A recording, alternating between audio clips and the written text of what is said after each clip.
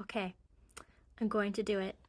I am going to address this book, To Train Up a Child by Michael and Debi Pearl. I have not addressed this yet simply because it is such a triggering topic for me. This book was on my parents' bookshelf my entire childhood, and a book that they praised to the heavens as their saving grace in raising their children.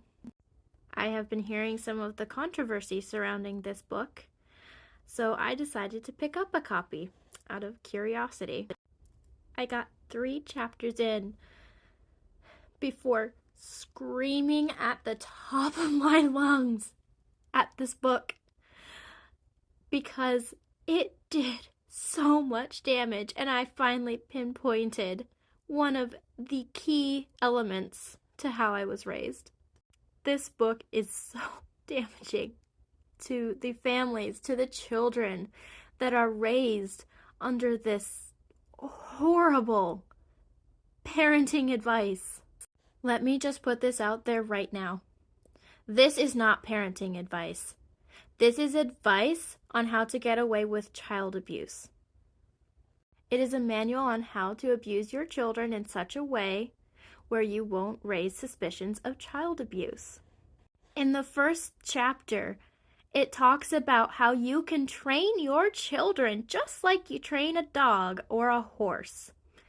It likens children to animals who must have their spirits broken so that they are in complete, unquestioning compliance to their parent. It talks many times about many different ways of breaking a child's spirit and will.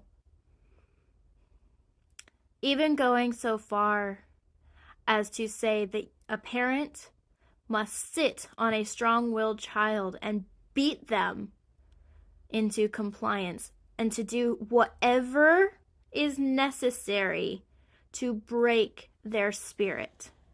I am completely serious. I wish I were kidding, but this is exactly what this book contains. The Pearls believe and insist that you must break your child's spirit and turn them into unquestioning little robots that will do and say whatever their parents tell them to. They believe that children shouldn't think for themselves, speak, have any autonomy, choice, nothing. Essentially, according to the Pearls, children should have no basic human rights. Part 2 is up. Okay, part 2 of my review of To Train Up a Child by Michael and Debi Pearl. So, what are some of the specifics of what this book contains? Well, it talks about how even at a couple of months of age, a baby can start their training. One little tip that the Pearls have for you is to lure your baby into a trap by placing something that they want right in front of them, and then every time they reach for it, you say no, and then you spank their hand away, or worse. That way they learn to respect the no and to associate what they want with pain. Another fun story that the Pearls tell is about a 15-month-old baby that's starting to crawl up the stairs. They recommend taking a switch and beating the baby's legs every time it tries to crawl upstairs, so that eventually the mere presence of the switch on the stairs will deter them from ever trying to go up the stairs again. Because the baby now associates the stairs with immense pain. Oh, and the Pearls are very helpful. They even tell you exactly what to use to beat your child so as not to raise suspicion amongst the unbelievers and people that don't believe the same way you do about raising your children. Because those people might get the authorities involved, and then CPS will come and take the kids, and then your kids will never see their parents again because they'll be in the foster system, and then the whole family dynamic is just going to fall into complete ruin. No, those people might call the authorities because you're abusing your children and trying to get away with it by spanking them with something that's not going to leave a noticeable mark. So what do the Pearls suggest that you use specifically to discipline your children so as not to leave a mark and be suspected of child abuse, what do they suggest? They recommend using a branch-like implement to discipline your children, such as a real branch, or even better, plumbing pipe that you can pick up in any Home Depot. The point being that it be very thin but sturdy. Why? Because these switches leave minimal visible injury, but they inflict optimal pain to drive your point across. But again, breaking your child's spirit is the ultimate goal here, and they tell you to use whatever means necessary to do so, even if it means taking away all of your child's basic human rights. I think I'm going to have to make a part 3, because there's more. Part 3 of To Train Up a Child by Michael and Debi Pearl. So now you know some of the details. The Pearls believe that you as a parent are solely responsible for your child's salvation. So they tell you to break your child's will and spirit and take away any freedom of choice. They think that this is what God wants. They think that this is how God wants you to parent your child. They believe that parenting through fear is the only way to parent as a godly parent. They tell parents throughout this entire book that if they parent this way, then they will have this beautiful relationship with their children if they just get the training out of the way in the first couple of years. They never once address the harm that this can inflict. Of course they don't.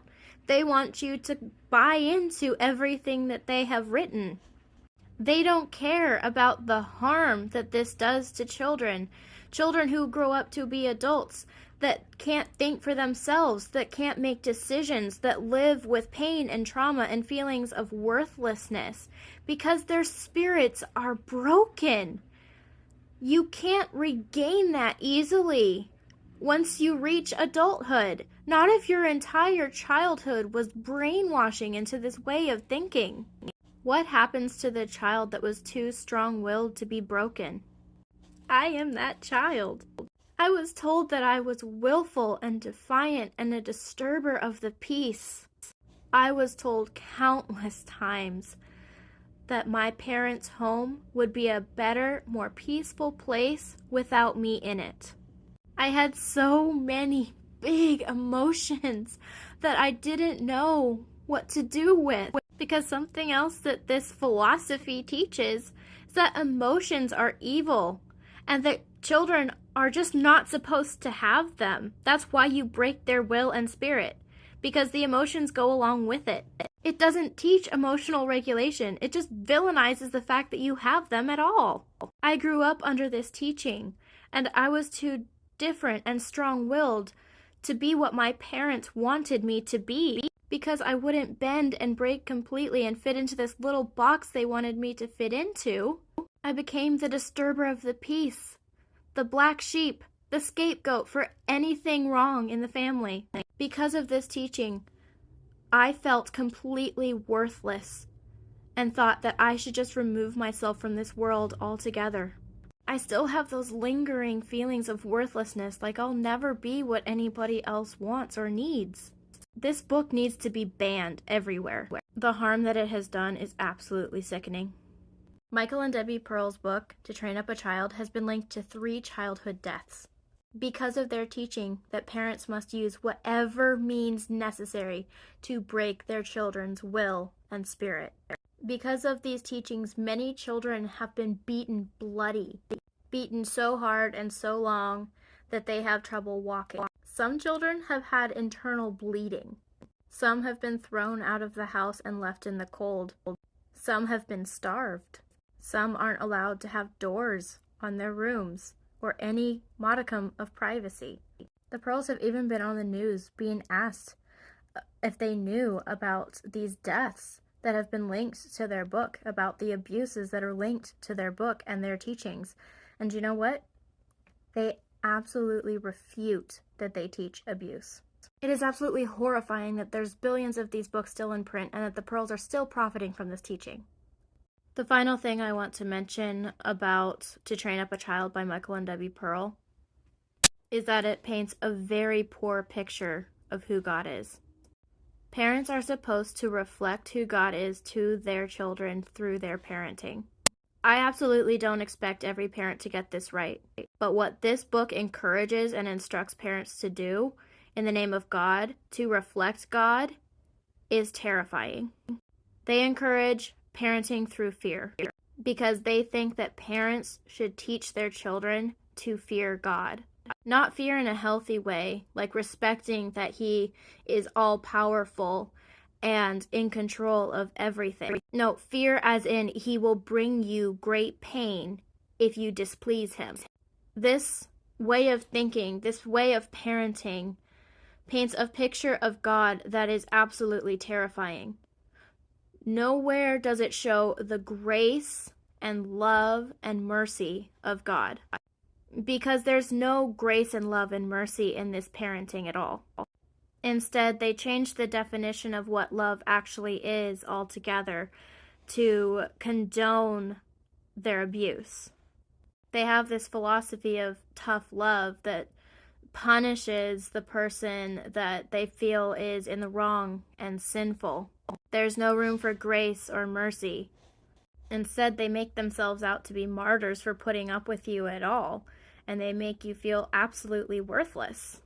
That is a completely broken and distorted version of love.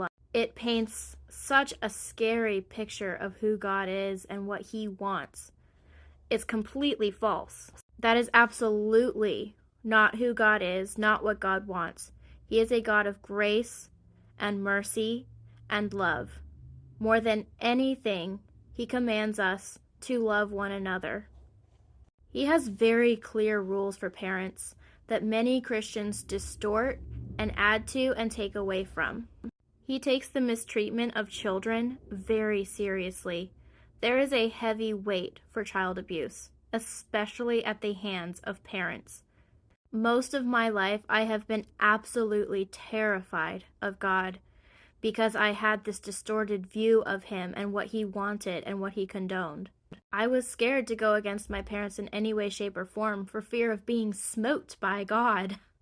I was afraid to question at all, even little things. But now I know the grace and mercy and love of the God that I serve, and it is nothing like the distorted picture that was painted for me as a child and young adult. If you've been a victim of the Pearls, this book, and their way of thinking, please know that they do not speak truth and that there is hope.